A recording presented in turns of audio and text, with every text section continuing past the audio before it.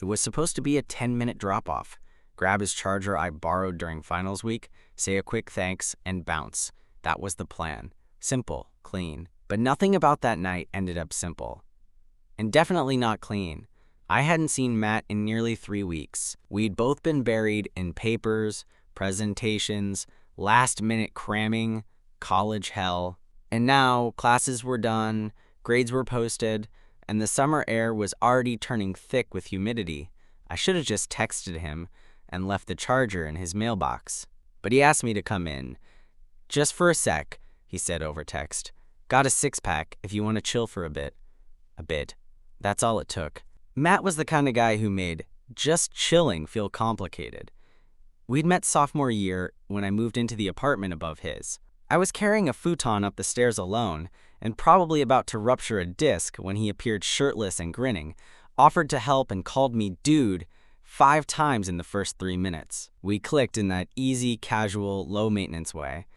Same sense of humor, same taste in garbage horror movies, same love of overpriced local coffee. We'd never talked about girls, or guys, or dating at all, really. That part of our friendship had always stayed blank, undefined.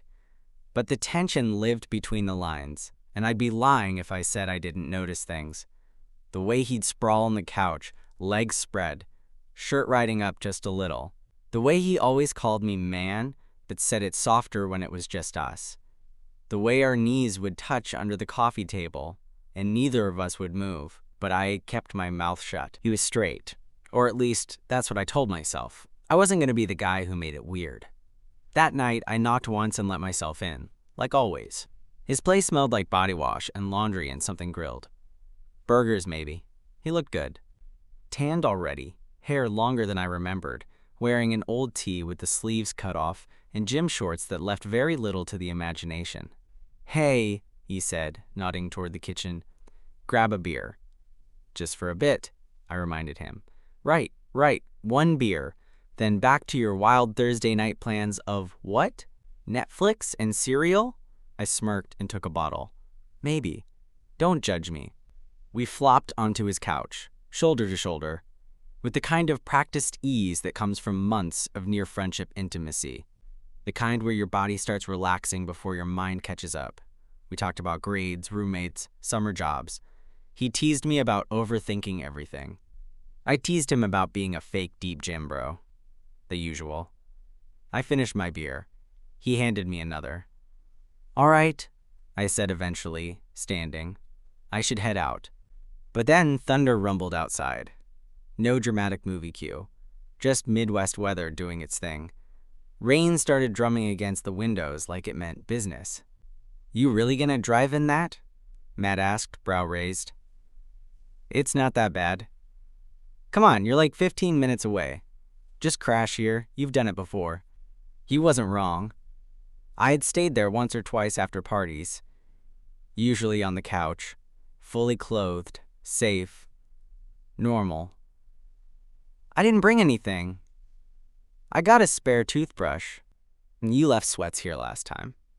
I hesitated, just for a second, but it was enough. Matt stood, stretched, arms over his head, shirt lifting to expose a perfect line of abs, and said, "Seriously, dude, just stay. Couch is yours."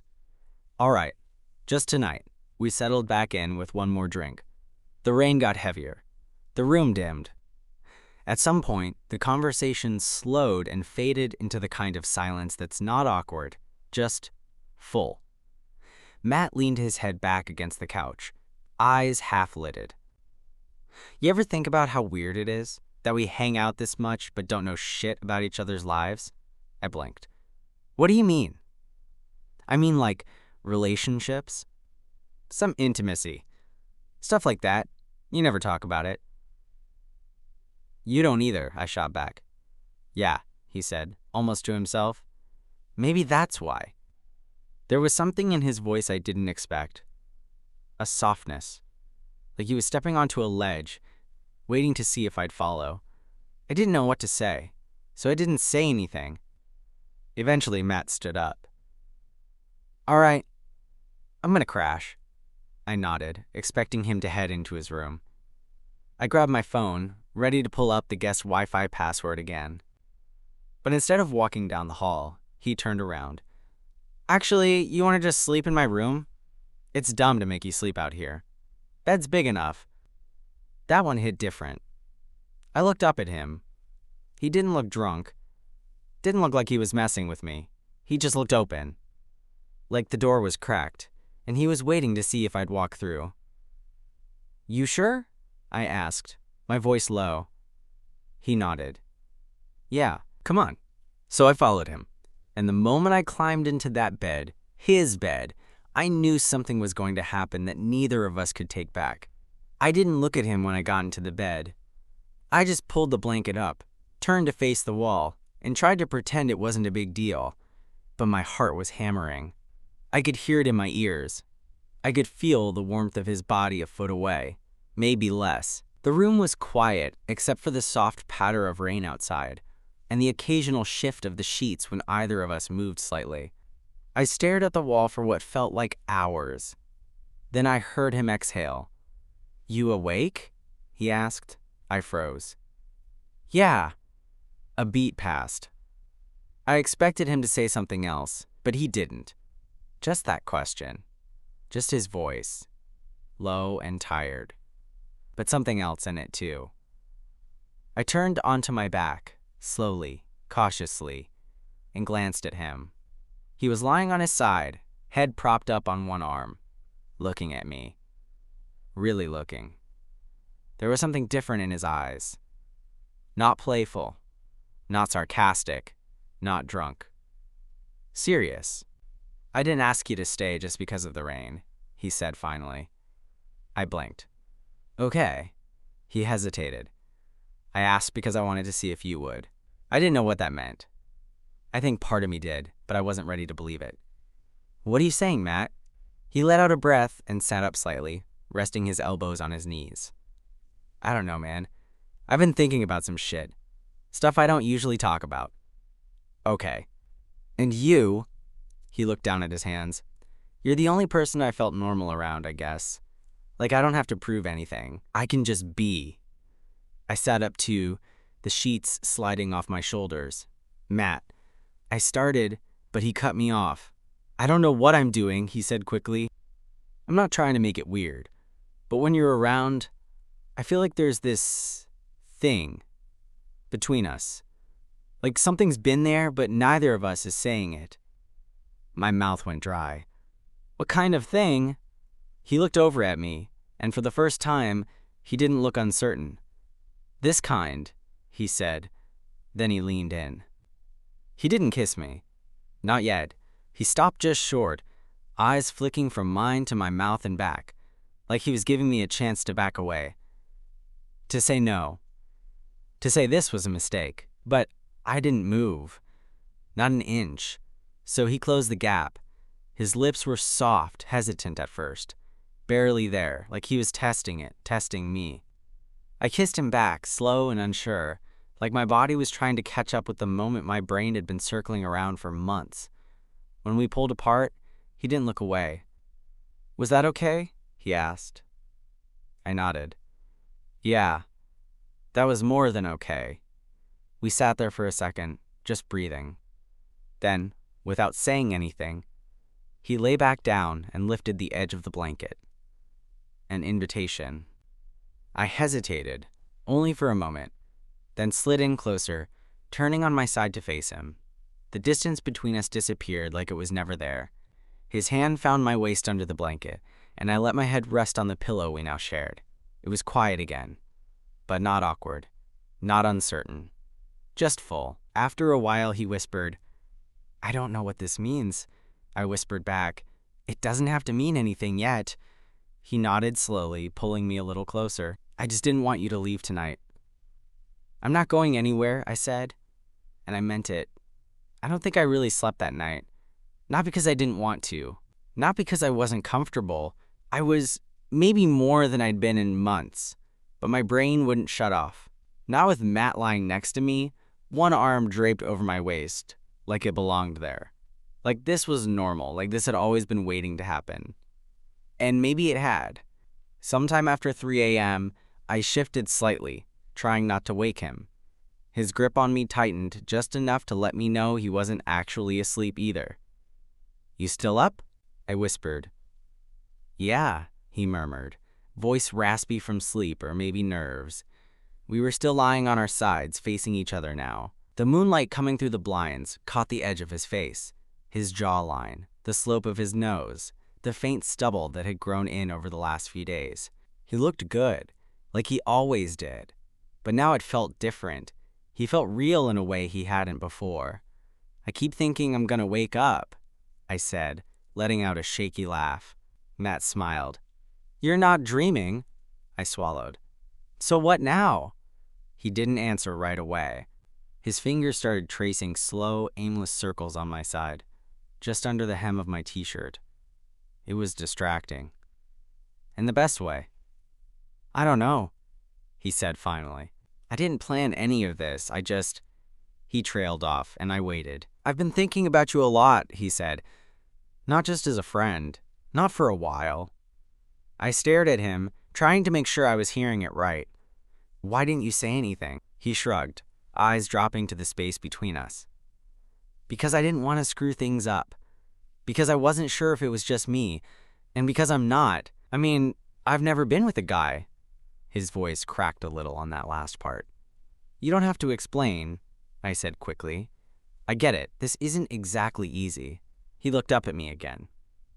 "But I want to figure it out. With you, if you're okay with that." I could have said a lot of things. I could have asked him if he was sure. I could have made a joke to lighten the moment, like I always did when I got nervous. But instead, I just leaned forward and kissed him again. Softer this time, but with more intent. It didn't feel like a risk anymore. It felt like something inevitable. He kissed me back, deeper this time, his hand sliding up to cup the back of my neck. I felt him smile against my lips before he broke the kiss. "So that's a yes?" he asked, breathless. I nodded. "That's a hell yes." We didn't talk much after that. Words felt unnecessary. Everything else spoke louder. His fingers tangled with mine under the blanket. Our legs found a way to fit together like they'd done it before. And somewhere in that warm tangle of limbs and nerves and newness, I finally drifted off, with Matt's heartbeat pressed against my chest and the faint sound of rain still tapping the window. When I woke up, sunlight was filtering through the blinds, and for the first time in weeks, I didn't feel like I had to rush out or check my phone or brace myself for something. I just breathed. And Matt was still there, still holding on. He opened his eyes a few seconds after mine, blinking like he wasn't sure if this part was real either. "Morning," I said. He smiled sleepily. "You're still here." "Yeah, I told you. I wasn't going anywhere." He reached out, brushed a thumb along my jaw. "Good. 'Cause I don't think I want to let you." We stayed in bed way longer than either of us meant to. Matt had a morning shift at the rec center, and I had told myself I'd be back home before noon. But the moment kept dragging out, soft and slow, like neither of us wanted to break it. At one point, he stretched, yawned, and rolled onto his back, arm behind his head, completely unaware that his shirt had ridden up just enough to show that strip of skin above his waistband. I stared longer than I should have. He noticed. "What?" he asked, grinning sideways at me. "Nothing," I said, trying not to smile. "Just, it's weird seeing you like this." "Like what?" "Not in gym shorts and talking about protein powder." He laughed and lightly shoved my shoulder. "Shut up!" But then his hand didn't pull away. It lingered. His fingers slid down my arm, catching my wrist, holding it. "Feels weird good or weird bad?" he asked, voice lower now. I turned toward him. "Weird.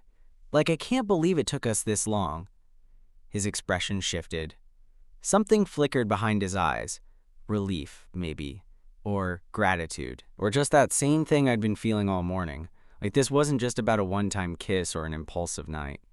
"Same," he said. I think I kept making excuses.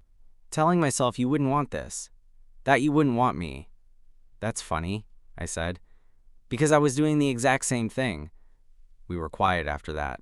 But it wasn't awkward. It was just full. Heavy in a good way. The kind of silence that lets things settle. Eventually, I broke it. "So what do we do now?" Matt let out a long breath. "I don't know. I'm not ready to slap a label on anything, but I don't want to pretend last night didn't happen. I don't want to go back to acting like this wasn't real. Yeah, I said. I'm not trying to pressure you. I just want to know where we stand. He nodded. We stand here.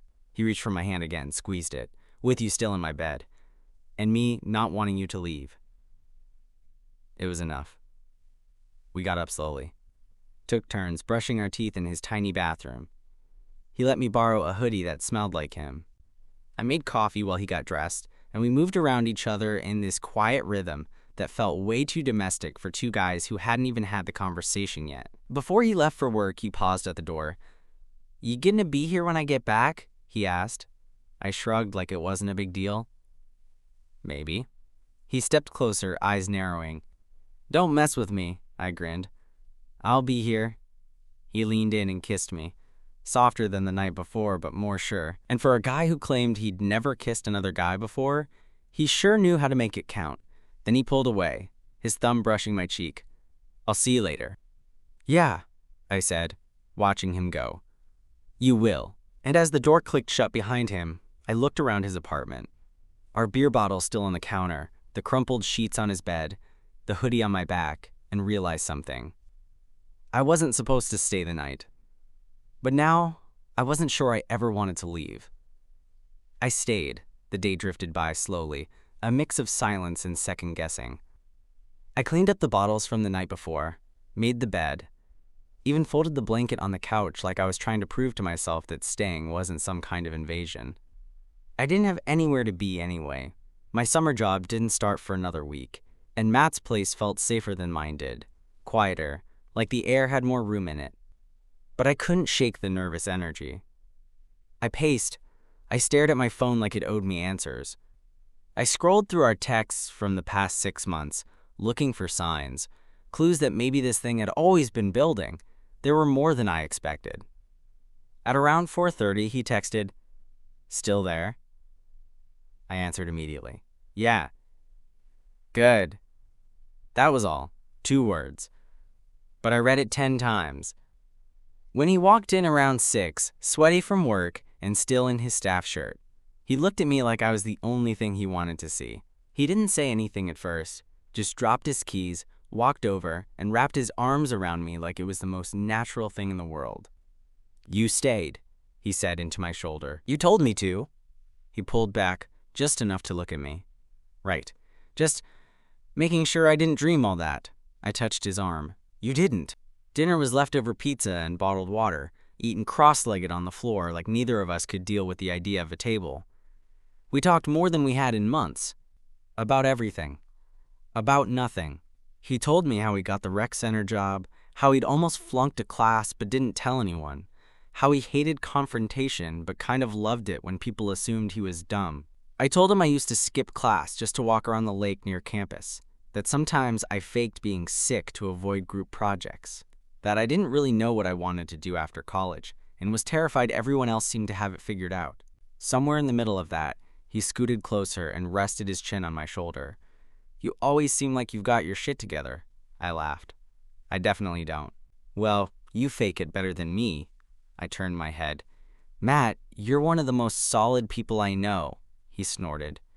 That's terrifying. And maybe it was. But it was also true. Later, while we were cleaning up, he paused with a dish in his hand and looked at me like he was trying to decide something. Hey, you want to stay again tonight? I didn't even hesitate. Yeah, I do. He smiled, soft, real, good. We ended up back in his bed, but this time, it wasn't new. It wasn't awkward. It was just us, his arm around my waist, my face buried in the crook of his neck, his breath slow and steady in the dark. You still figuring things out? I asked after a while, when I thought he might be asleep. He didn't open his eyes, just whispered, yeah, okay. But I know one thing, he added. I don't want to figure it out without you. That hit me harder than I expected. So I said the only thing I could. You won't have to. And we fell asleep like that, tangled, warm, and quiet. Knowing we weren't where we thought we'd be, but exactly where we needed to be, the next morning was different. Not in a, we kissed, now everything's awkward way. No, it was lighter, warmer, like the air had changed overnight. I woke first, tangled in his arm, and for a moment, I just lay there, staring at the ceiling, listening to the faint hum of the city waking up outside the window. Matt stirred next to me, stretched, and rolled onto his back. Sunlight spilled over his face, catching the edges of his hair and making him look impossibly soft. He blinked at me, caught mid-yawn, and smiled. "Morning," he said. His voice was still thick with sleep, rougher than usual. "Morning," I replied. He propped himself up on one elbow, leaning closer. "You're still here," I grinned, nudging him gently. "Told you. I wasn't going anywhere." He laughed, low and warm, like the sound belonged only to this room. "Good, 'cause I wasn't planning on letting you." That got my attention. "Oh, yeah?" "Yeah," he said, brushing a strand of hair from my forehead. "I didn't sleep much last night. Not because I couldn't, just because I didn't want to." My stomach tightened. "Because of me?" He smirked softly. "Obviously. Who else?" We stayed like that for a long time, just talking quietly, letting the morning stretch out. We drank coffee, shared cereal, and somehow, every glance, every brush of our hands, every soft laugh felt loaded with meaning. I realized then that staying the night wasn't just a convenience. It was the start of something neither of us had been brave enough to admit before. Later, when the time came for me to finally leave, well, kind of, Matt walked me to the door. His hands lingered on mine longer than necessary. He tilted his head, studied my face like he was memorizing it. "You're coming back tonight, right?" I bit my lip. "Of course," he grinned, leaning close, brushing his nose against mine. "Good, don't make me wait too long." And when I walked out into the bright day, hoodie slung over my shoulder, I realized the night we hadn't planned on staying had completely changed everything. I wasn't just stepping out of his apartment. I was stepping into something new, something real, something I didn't want to leave behind. By the next night, the unspoken tension had grown impossible to ignore. I arrived at Matt's place with a mix of anticipation and nerves, my backpack heavier than usual, though it wasn't because of clothes or books. It was the weight of everything that had started the night before. The closeness, the kisses, the soft touches, the way his arm had fit around me like it was made for it. He opened the door almost immediately, like he'd been waiting. His hair was still messy from a nap or maybe just laziness, and his eyes lit up when he saw me. "Right on time," he said, smirking. I grinned, shrugging. "Wouldn't want to break tradition." We settled in on the couch first, but the distance between us was gone in minutes. I leaned against him, shoulder to shoulder, and he didn't pull away. Instead, his fingers found mine, intertwining naturally. My heart kept skipping. "You know," he murmured after a while, "I keep thinking about last night." "Oh yeah?" I asked, my voice quieter than I meant. "Yeah," he said, brushing his thumb over the back of my hand. "I keep thinking how right it felt. I've never felt that before, not with anyone." My stomach twisted in that familiar way, a mix of excitement and longing. "Me neither," I admitted, leaning closer. It felt like it was supposed to happen. He turned to face me fully, his forehead resting lightly against mine. "I don't want to pretend this is just a one-time thing." I swallowed hard. "Neither do I." Then, without another word, he leaned in and kissed me. Slowly, deeply, with a kind of certainty that made the world fall away. My hands instinctively went to his waist, pulling him closer. We stayed there, on the couch, tangled in limbs and words unspoken, until I could barely breathe. Finally, we broke apart, just long enough to glance at each other. The silence was heavy, charged. "You gonna say it?" he asked, voice husky. "Say what?" "You know that we this." I smiled, heart hammering. "I don't need to. You already know." He laughed softly, a sound that made my chest ache. "Good," he whispered, brushing his lips over mine one more time. Then he stood, holding out his hand. "Come on, bed's ready for round 2. And that's when I realized it wasn't just about staying the night anymore.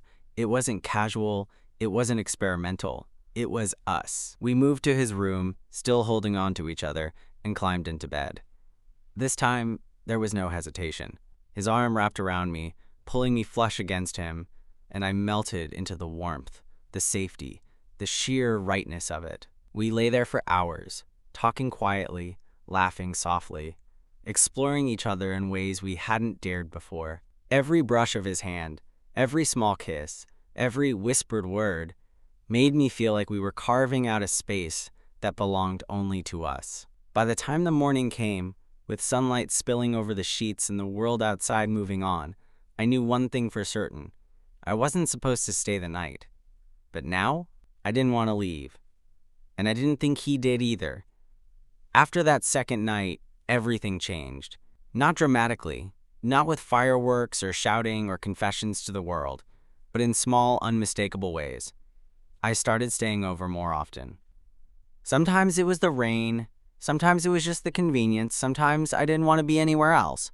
And every time, Matt's arm would find me, his hand would brush mine, his lips would find mine. And the rhythm we'd stumbled into became natural, inevitable. We fell into routines, quiet and comfortable. Mornings spent tangled under blankets, sharing coffee and half-asleep jokes. Nights on the couch watching dumb TV shows, leaning into each other without realizing how close we'd gotten. Small touches became lingering touches, quick kisses became slow, exploratory ones. And every day, I felt more certain that I wasn't imagining anything. He wasn't just testing me anymore. One evening, we were sprawled on the couch, legs intertwined, talking about nothing. I laughed at something he said, and he caught my face between his hands, looking into my eyes. "You know," he said softly, "I wasn't sure about any of this before. About us." I shook my head, smiling. "Me neither. But now," he said, leaning closer, "I don't want to think about anyone else." That was it. The words I had wanted to hear without realizing it. The confirmation that we were more than a night, more than an accident, more than a borrowed hoodie and a stormy night. We were us. We kissed again, slow and sure, and this time I didn't pull away. I didn't think about what anyone else would say. I didn't think about labels or the future or all the logistics. I just let myself fall into him, into the warmth of his body, into the rhythm we had built together. And as we lay there later, his arm wrapped around my waist and my head resting on his chest, I realized something else.